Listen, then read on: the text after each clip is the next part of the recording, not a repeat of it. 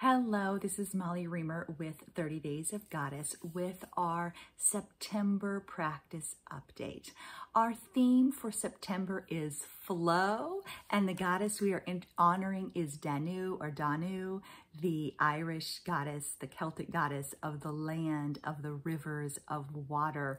And I feel like this is a really beautiful connection to the month that we just emerged from, our cauldron month of August, when our theme was nourish, and the goddess we were honoring is Pachamama. So Danu really connects. She's from a different part of the world, and yet she represents this embodiment of the land, the sacred land we live on and walk on. So there will be a separate Goddess Guidance Club video about Danu and your little Goddess Guidance packet. That one is free for everybody this month for the Goddess Guidance Club, so everybody gets the little ritual packet. And then if you're a member of our Goddess Magic community on Patreon, then you also get our September guidebook with a theme of flow, as well as some other fun and hopefully inspirational and encouraging resources as well. So anyway, welcoming you in to September. These materials really came together they really flowed. Like I had a few minutes where I thought, I'm gonna put these together based on last year, etc. And instead the whole thing just flowed out. It came together really easily, really beautifully. And I felt like it was a good sign. I often feel kind of overextended and depleted in the late summer. And so this felt like as I crossed the threshold into a new season, like, yes, this is what I'm open to. This is what I'm welcoming in, is a time of flow and ease and moving with the current of life. So we're going to come back, and the current of the sacred. We're going to come back to that in a minute. But before we continue zooming ahead, flowing ahead, I do invite you to take a nice deep breath and settle into your body, calling your spirit back into this time, in this place, right here, right now. And inviting in ease, inviting in joy, inviting in flow, inviting in inspiration and encouragement, and even some delight. And then a brief reading and a reminder for you as you settle. So you may wish to continue sitting with your hands in your heart, or one hand on your belly, or even with your eyes closed, and just let these words move through you. The wheel turns and life changes, and interests come and go and ebb and flow. The land shifts and deepens, expands and flourishes, pauses and withdraws. We are here in our pinpoint of time on life's eternal spiral, witnessing what we can, offering what we have, and changing when we must. We dedicate ourselves to the path of the everyday mystic in the temple of the ordinary. This earth, a teacher and guide. These stars, our rosary. This sky, a chapel of awe.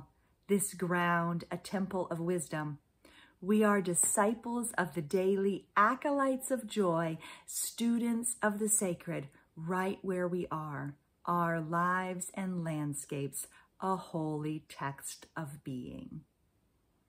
So inviting you to take another moment to let yourself tune in to your own landscape.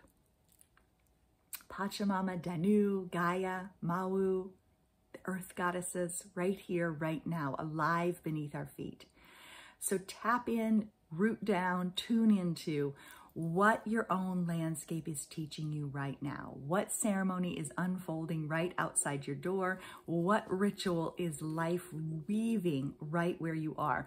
What are the cycles of your land, your life? What are they teaching you right now?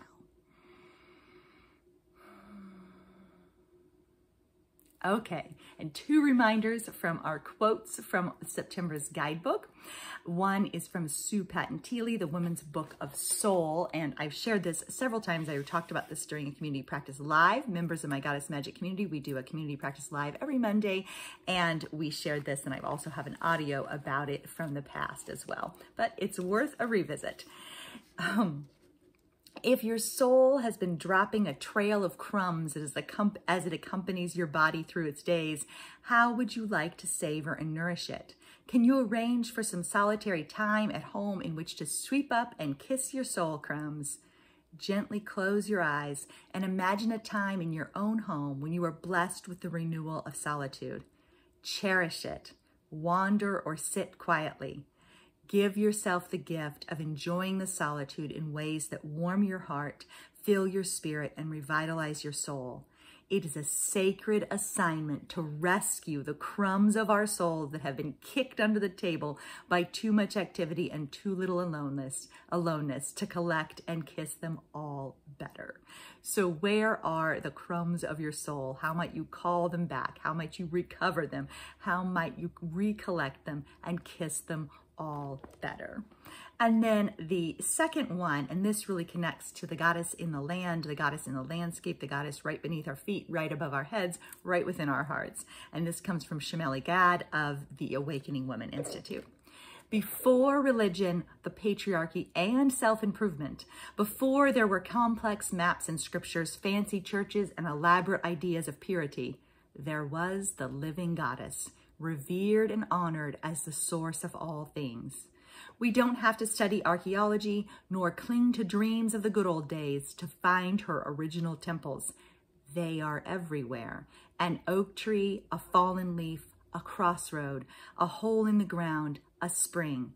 A pregnant belly, scent of skin, puppy earlobes, calloused hands and feet, mycelium, healing herbs, grateful hearts, the moon, the rain, and dust. Her spirituality is not a linear path towards a goal, nor is it a system of dusty dogmas you have to obey, compare yourself with, or even believe in. It is more like a love affair, a remembering of what you came here to live and give, a reclamation of an intimacy with she who breathes you. So in this month of flow, may you remember she who breathes you. And tap into that source of life that beats within you right now, she who breathes you. And so I just love that. We don't need to find her original temples. They are everywhere. We don't even need to seek her. She is everywhere. That is it's such a embodied and living practice. It's such a living practice. And so a quote I had shared in the past, I don't have it at my fingertips right now, but it was about inscendence instead of transcendence. So we think of transcendence as kind of escaping the body or leaving even this earth for like another realm. And inscendence is walking right into the heart of life, being right where it is. Inscendence is walking straight into the heart of life. I feel like that's what I write poems for. That's what my spirituality is all about. That's what my practices are all about, is about inscendence, of walking right into the heart of life and inhabiting the holy there, right there. And so that connects me to this idea that I've shared before about the current of the sacred that runs beneath all of our lives, the deeper river that runs beneath our lives. And so there is a reminder in the guidebook that each of us has this deeper river that runs below the surface of our lives. It's a wellspring of joy, a current of hope, and a stream of wisdom, a stream of magic, a river of magic that runs beneath all of our lives. May we become aware of that rhythm and that flow. May we bathe in our own wholeness. May we swim in our own mysteries. May we dive into our own magic. May we float in our own knowing. May we be carried with love by our own life's flow. But this current of magic, like that's where the sacred is. That's where the magic is. That's where the power is. It's this current of the sacred, this current of magic that runs below all of our lives. And we are always invited to dip our toes in the water. It's always there. No matter how frazzled or dusty or uncertain or insecure or unhappy we become, the current of the sacred, the current of magic that flows beneath our lives is always there. And we can always dip our toes back into the water. I find that a very powerful and important reminder that I return to over and over again. So, a reading for you, the current of the sacred. Oh, you know what? I didn't even talk about our questions. That's interesting. Okay, I'm going to keep going with our current of the sacred, and then I'll return to our questions for the month. So for this moment, set it down. Everything you carry that tugs at you for time. For this moment, let your breath be easy and your heart be gentle. For this moment, soften and surrender. For this moment, allow yourself to be held, nourished, and supported. For this moment, come back home to the center of your own life. Sometimes life will feel bumpy and lumpy, full of rocks and bruises. Sometimes it will feel soft and full of grace, one moment gliding gently into the next. No matter what, you are held. No matter what, you are supported. No matter what, you are your own sacred space. No matter what, you are whole. Breathe into these truths. Breathe into both the frazzled and the flourishing, and let them dance together. Breathe in to the heart of your own life. The current of the sacred flows beneath the surface. Dip in, dive deep, and flow.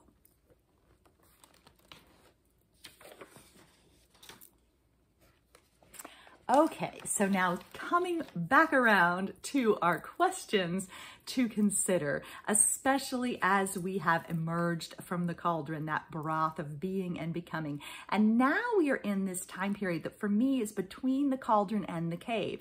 It's these 2 months, this September and October, after we emerge from the cauldron, where we've faced the crossroads, we've crossed the threshold, we've made some decisions, we've come to some points of clarity, we've evaluated the year thus far and perhaps made some decisions and even some new vows for the remainder of the year. But so here we are between the cauldron and the cave, and we've got September and October in which to continue to practice our promises, to live our prayers, to bring what we wish to see forward, bubbling up and out and into being. And so it's a perfect time to consider these questions of how do you need to let things flow? How can you unclench your life? I've shared that quote several times, really over the last almost 20 years, about unclenching your life. And I read it in a Mothering Magazine issue when my first son was a baby. He's going to be 21 this month. And I read this about unclench your life. And I thought, yes, like that's what I want to do, is I want to unclench my life. Well, spoiler alert, I'm still working on it. But anyway, how can you unclench your life? Where do you need to let things go? How do you need to let things flow? Where do you need to let things go? How do you need to let things flow? And how can that open the way into ease for this final remainder of the year? Like, how can we open the doorway? If we're crossing the threshold, how can we open the doorway into ease in the final remainder of the year? Do you know how it feels to be present, centered, aware, and connected? Where or how do you know it? Do you feel it in your body? So I find that when I feel ways that I don't want to feel, like, oh, I feel frazzled, I feel sped up, I feel disconnected, I feel I'm out of touch. Like I recognize those feelings and I know how I don't want to feel. And so what I have found for me is when I feel the feeling of how I don't want to feel, that offers me the roadmap back. That's the doorway. That tug of longing is the doorway back home. It's the doorway of return. So when we feel the sensation of discontent or disconnection, that's our invitation to return. That's our invitation to come back home. So how do you come back home? That's one of the questions. How can you make more margin for magic? So important. I feel like this is the question of the years. How do we keep making more margins for magic in our lives? What can you set free, surrender, or release? What and where can you simplify?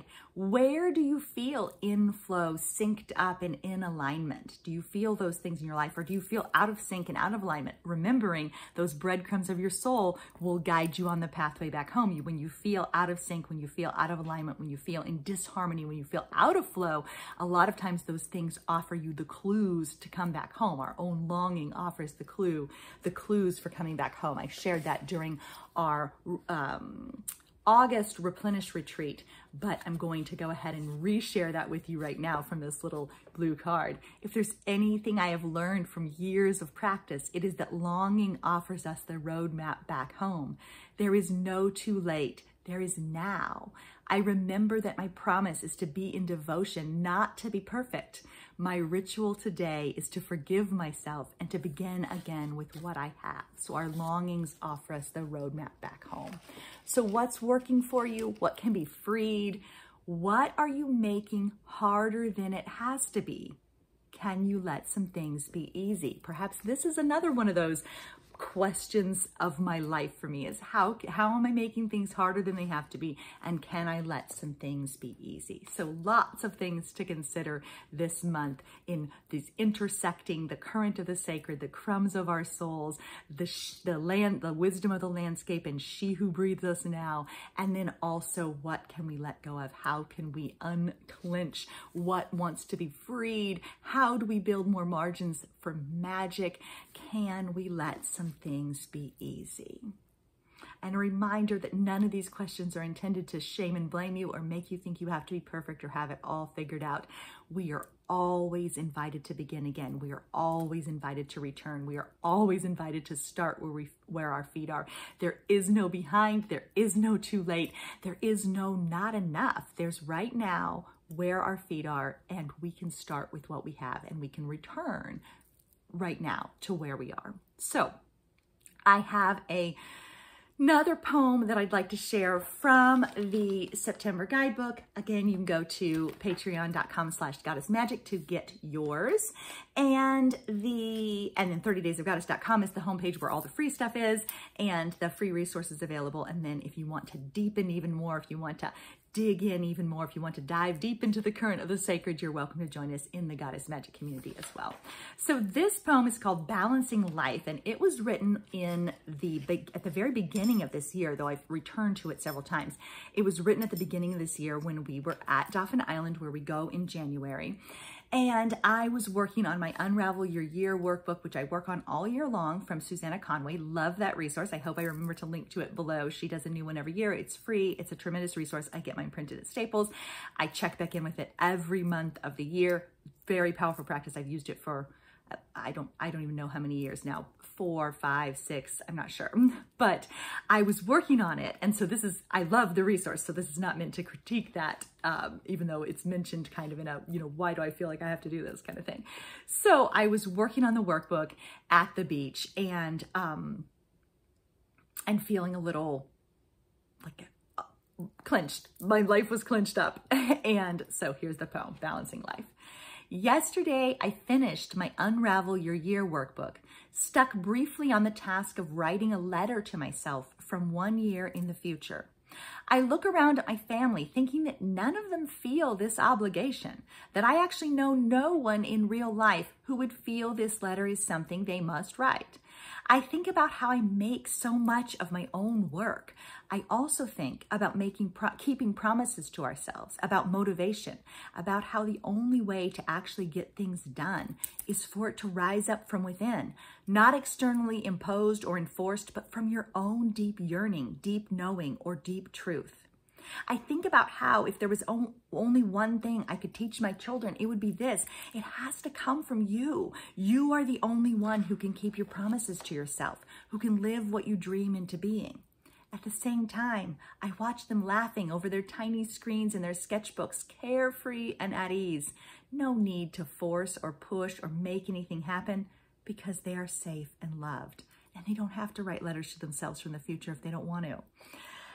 There is a balance between effort and ease, force and flow that we can learn from the world around us, her cycles of growth and rest, generation and renewal.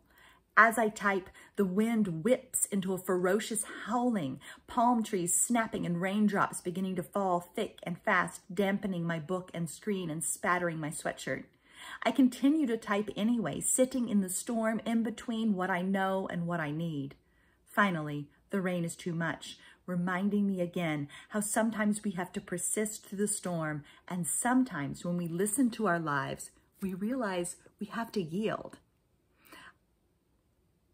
I leave the swing, and the hawk slides out of the pine trees as I pass, and I pause to kneel in the rain to pick up 3 more rose petals on my way back home. So there's no clear answers in that poem, but there are, and it doesn't, do want to clarify, I said it has to come from you. I feel like we can also source from the support around us, from that current of the sacred, from the land around us. We can source support there. But as far as living what you dream into being, it really does have to come from you. And so we can step into the flow of our own current and let what's rising up be expressed. There is support around us, and living what we dream does have to come from us, come from within. So we're supported and we have inner resources to live it into being. So anyway, I'm going to end with one of our cards from the snapshot deck, because I think it's an important reminder here about that, the no clear answers. The no clear answers as we follow the crumbs of our souls and we unclench our lives. And it is this: becoming can be a long and painful process. However you feel, wherever you are, remember that you are already whole. You are already powerful. You are already strong. The spark of the infinite glows inside you. The pulse of the sacred is in your veins. The breath of the holy is in your chest. There is temple ground beneath your feet. Here you are in the center of your own life with what you have and where you are and what you've chosen. This is living with and from devotion. You are already doing it now. You don't have to become different or better or more special or more connected. You are already doing it now. You are living with and from devotion right now. And so then one closing prayer from our primary snapshot card. And the affirmation is, I step into the flow of life's unfolding. I've spoken a lot this year about how mine is this living practice of arising and unfolding. What am I learning, seeing, discovering, experiencing right now? I step into the sacred. I settle into my own skin. I feel the earth hold me and the sky enfold me. I feel wind kiss my shoulders and sunshine touch my skin. I feel the spark of the infinite alight within me, the pulse of the holy in my own veins. I pause with gratitude. My heart is full of peace. I am centered and connected, sacred and strong. I am untethered and free. I move with ease into the flow of this day's unfolding. I move with ease into the flow of this day's unfolding. Thank you so much for being here. Welcome to September, and may you allow your life to unfold with ease. Thanks so much for being here. Keep living your magic. Bye-bye.